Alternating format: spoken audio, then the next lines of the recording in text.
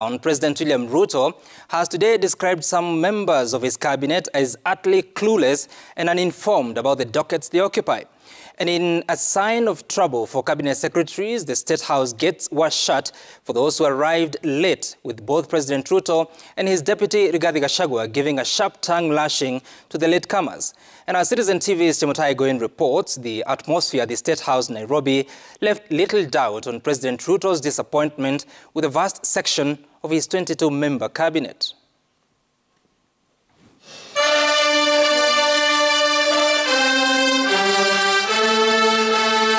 A cold morning in Nairobi, but the seats on the State House grounds came ultra-heated, particularly for Cabinet Secretaries. The Cabinet members came here to sign performance contracts, but the oral appraisal of the day spelled anything between trouble and outright doom.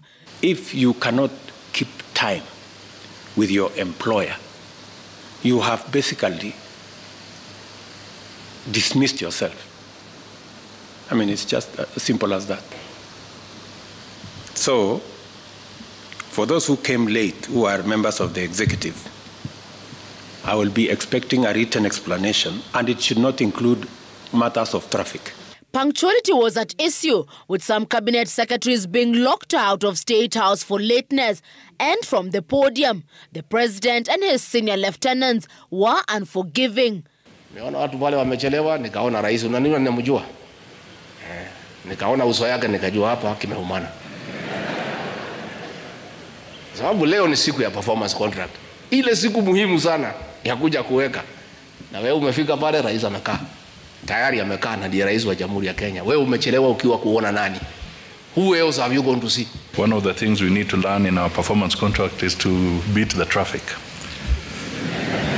For the 19 Cabinet Secretaries present, the atmosphere at State House progressed from bad to worse as President Ruto and his deputy Rigathi Gachagua issued a blistering assessment of the performance of the Cabinet members.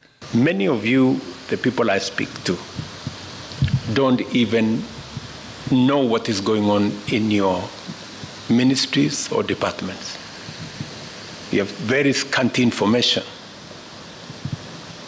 The moment I know more than you in your ministry, then you must begin to understand that something is very wrong.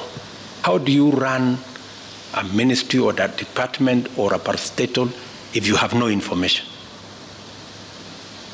That is the highest level of incompetence. Those of us who came with the president from the political space and who are his friends, and we assisted him to become president. Once he gives us a job, that is the termination of that friendship.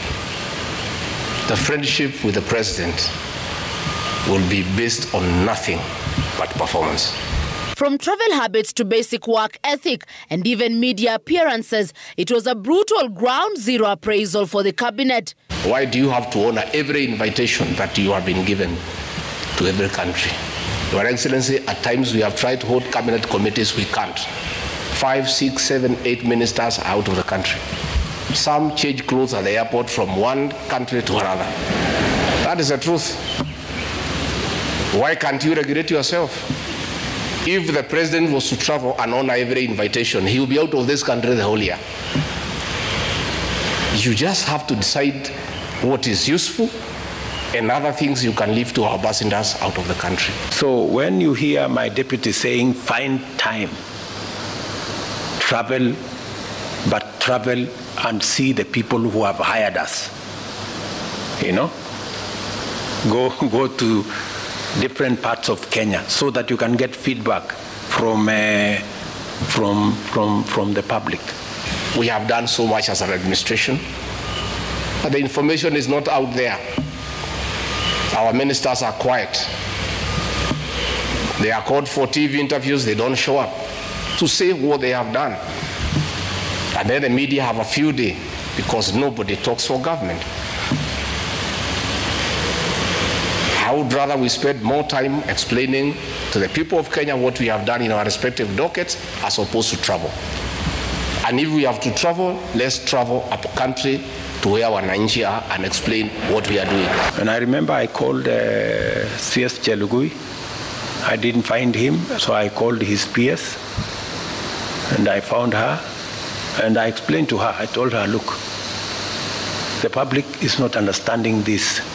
Did I call you or not on Sunday? You know, I told you this is what the public is saying. Please do more sensitization on Hustler Fund Phase 2. With a very public expression of disappointment in his cabinet, President Ruto has triggered speculation on changes in government as his administration approaches the end of its first year in office. From punctuality to work ethic and general performance, the proverbial axe could well fall somewhere.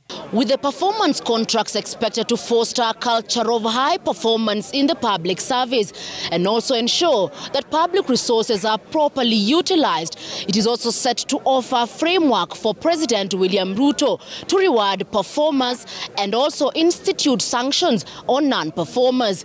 Chamutai Goin, Citizen TV.